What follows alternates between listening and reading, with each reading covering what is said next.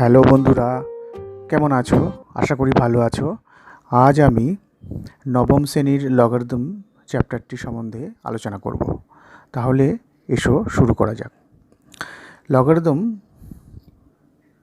জানার আগে সূচকের কিছু নিয়ম জানতে হবে। যেমন যদি বলা হয় 2 টু দি পাওয়ার এক্স সমান 64 হলে এক্সের মান কত হবে? অর্থাৎ 2কে কোন ঘাতে উন্নীত করলে 64 পাওয়া যাবে। ধরি 2 টু দি পাওয়ার এক্স সমান 64। তাহলে 64 কত? 2 এর কত ঘাত? না 6। তাহলে 2 to the power x equal to 2 to the power 6। তাহলে এখান থেকে আমরা পাচ্ছি এক্স ইকুয়াল টু 6। এখানে মনে রাখবে 2 টু দি পাওয়ার এক্স, এই এক্সকে বলা হয় এক্সপোনেন্ট, EXPONENT। আবার কেউ কেউ ইন্ডেক্স অর্থাৎ সূচক, আর কেউ কেউ পাওয়ারও বলে, কিন্তু আসলে পাওয়ার আলাদা। পাওয়ার হচ্ছে 2 টু দি পাওয়ার এক্স, এই টোটালটাকে পাওয়ার বলে, 2 এর পাওয়ার। আর এক্সটাকে এক্সপোনেন্ট বলা হয়, 2টাকে বলা হয় বেস।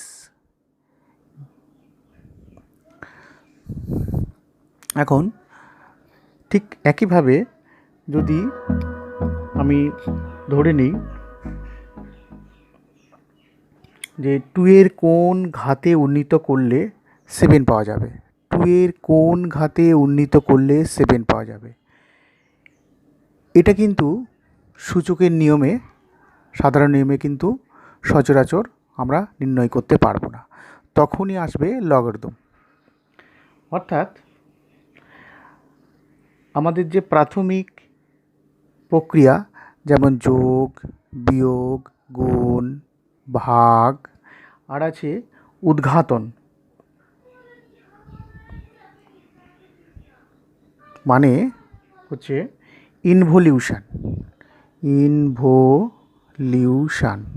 অর্থাৎ যেমন 5 স্কোয়ার, 3 টু দি পাওয়ার 4/2, এগুলো হচ্ছে ঘাত বৃদ্ধি, সেগুলোকে বলা হয় উদ্ঘাটন। আর আছে অবঘাতন, অর্থাৎ ইভলিউশন। যেমন √5, 3√4, এইগুলো হচ্ছে মূল নির্ণয়, তাই এইগুলোকে বলা হয় অবঘাতন। তাই এই 6টা 1 2 3 4 5 6, এই 6টা মৌলিক প্রক্রিয়া ছাড়াও যে নতুন প্রক্রিয়া, সেটা হচ্ছে লগারিদম। সেই জন্য লগারিদমকে বলা হয় সপ্তম মৌলিক প্রক্রিয়া। সেই জন্য লগারিদম একে বলা হয় সপ্তম মৌলিক প্রক্রিয়া।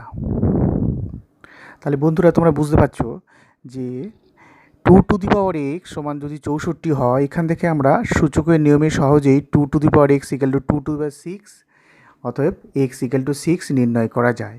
কিন্তু যদি বলা হয় 2 এর কত ঘাত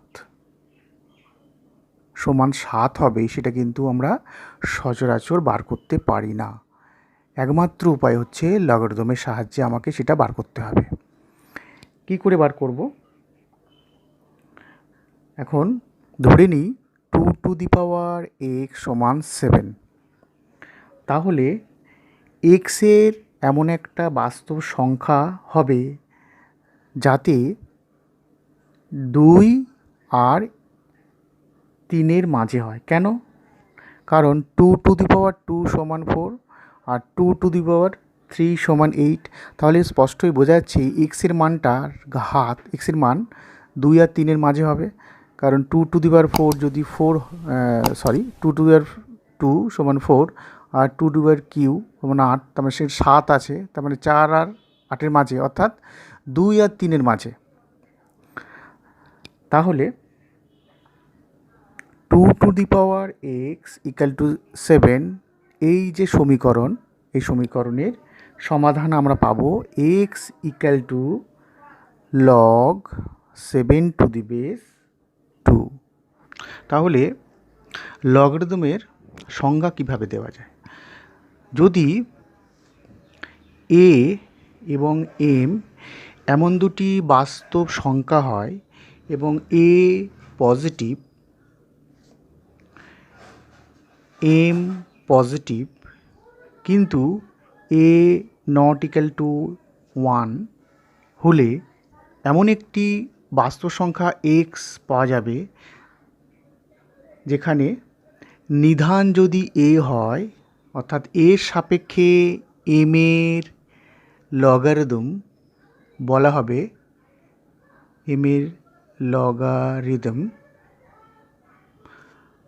বলা হবে যদি a to the power x equal to m হয়, তাহলে এটা থেকে আমরা পাচ্ছি এক্স সমান log m to the base a. তাহলে এটাকে আমরা উচ্চারণ করব যে x equal to log m to the base a, অর্থাৎ x is the logarithm of log m to the base a। তাহলে যদি আমরা x এর মান বার করতে চাই, যদি এরকম আকারের কোনো সংখ্যা থাকে a to the power x equal to m এবং a এবং m যদি উভয়ই পজিটিভ হয় এবং a যদি 1 না হয়, তাহলেই আমরা x এর মান নির্ণয় করতে পারবো। কত হবে না log m to the base a. এখন যদি এরকম হয় log m to the base a সমান log m to the base b, তাহলে এবং এ এম যদি পজিটিভ হয় তাহলে আমরা এটা পাই এ সমান বি। এখন উদাহরণ দিয়ে বলা যায় লগ 1 টু দি বেস 2 সমান যদি লগ 1 টু দি বেস 3, এটা 0 হবে। কেননা 2 টু দি পাওয়ার 0 সমান হচ্ছে 1 এবং 3 টু দি পাওয়ার 0ও কিন্তু 1। কিন্তু এটা হবে না লগ 5 টু দি বেস 2 আর লগ 5 টু দি বেস 3, এটা কিন্তু সমান হবে না। ধরা যাক কেস 1, এমটা নেগেটিভ হলো। ধরা যাক এমটা নেগেটিভ হলো, তাহলে কি হবে? আমরা বলেছি যে এ এবং এম দুটোই পজিটিভ, কিন্তু এ নট ইকাল টু 1। এখন যদি এম নেগেটিভ হয় তাহলে কি ঘটবে? ধরি লগ -5 টু দি বেস 2 সমান যদি এক্স হয়, তাহলে 2 to the power x equal two -5 সংজ্ঞা থেকে পাচ্ছি। তাহলে কিন্তু আমরা জানি 2 টু দি পাওয়ার এক্স সবসময় পজিটিভ, কিন্তু ডান পক্ষটা নেগেটিভ, তাহলে কন্ট্রাডিকশন, সেই জন্য 2x এর মান নির্ণয় করা যাবে না। তাহলে আমরা বুঝতে পারছি যে এম যদি নেগেটিভ হয় তাহলে log m to the base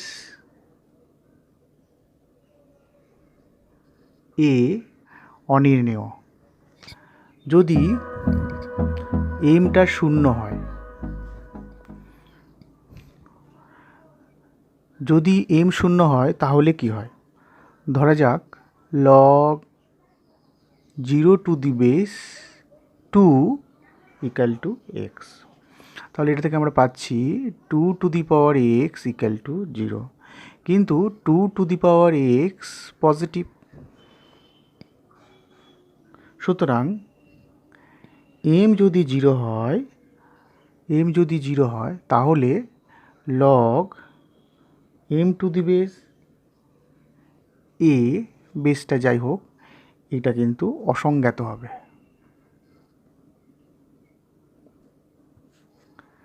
3 number case, যদি এ নেগেটিভ হয়, তাহলে কি হবে?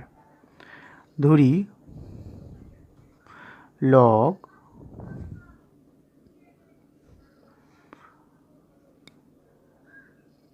16⁻² সমান x। তাহলে -2⁻x = 16। তাহলে এখান থেকে পাচ্ছি -2⁻x = -2⁴। তাহলে x সমান কিন্তু 4। আবার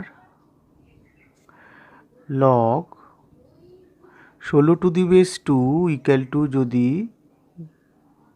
x হয়, তাহলে লগ 2⁻x = 16 সমান 2⁴। তাহলে x = 4।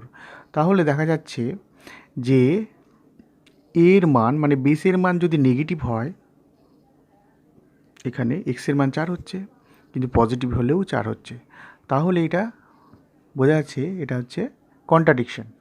সেই জন্য যদি a নেগেটিভ হয়, তাহলে লগ m⁴ অসংজ্ঞাত।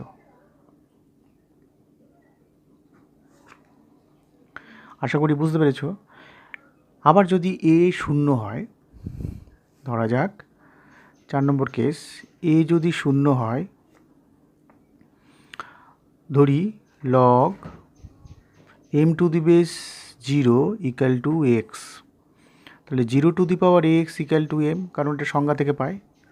কিন্তু 0⁻x সমান 0, 0 সমান m, x পজিটিভ। সুতরাং a যদি 0 হয়, লগ m⁴ অসংজ্ঞাত।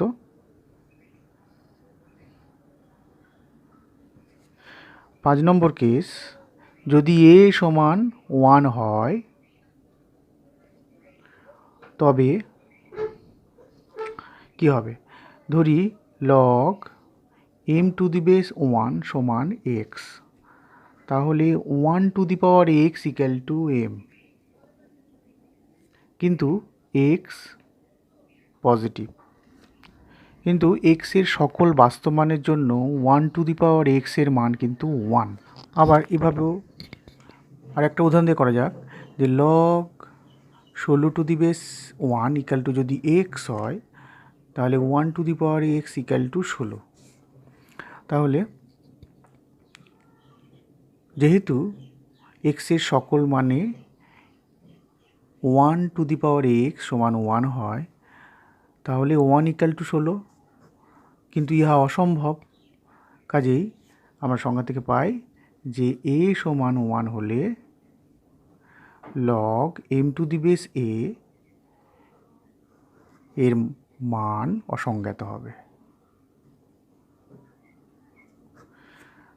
তাহলে বন্ধুরা বুঝতে পারছো যে কেন a পজিটিভ হবে, m পজিটিভ হবে, কিন্তু a ≠ 1 হবে। এবার আসো লগারিদমের শ্রেণীবিন্যাস। লগারিদম হচ্ছে দুই প্রকার। একটা হচ্ছে বেস যদি 10 হয়, যেমন লগ 2⁻10, লগ x⁻10, এই সমস্ত লগারিদমকে সাধারণ বা কমন লগারিদম বলা হয়। সাধারণ লগারিদম বা কমন লগারিদম বলে। এই সাধারণ লগারিদমের ধারণাটি প্রথম চালু করেন বিজ্ঞানী হেনরি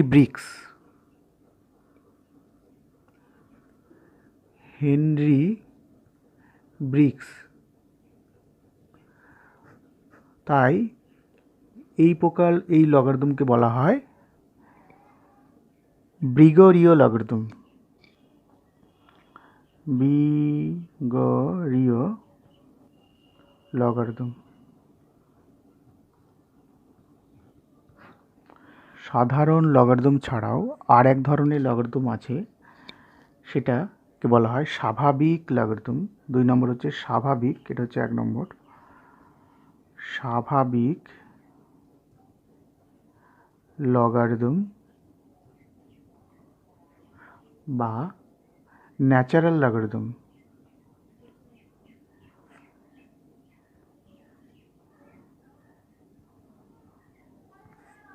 সেটা কি? সেটা হচ্ছে যে m যদি পজিটিভ হয় এবং নিধান যদি e হয়, তাহলে সেই প্রকার লগারিদমকে স্বাভাবিক লগারিদম বা ন্যাচারাল লগারিদম বলে। যেমন log 2 to the base e, log x two the base e ইত্যাদি। এই প্রকার লগারিদম ধারণাটি প্রথম পাওয়া যায় জন নেপিয়ার, গণিতজ্ঞ, ইংরেজ গণিতজ্ঞ জন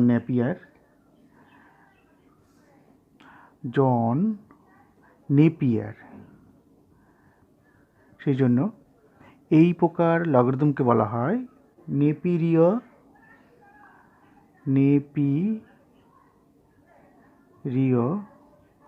লগারিদম। আশা করি লগারিদমের সম্বন্ধে সাধারণ ধারণা দিতে পেরেছি। আজ তাহলে এটুকুই।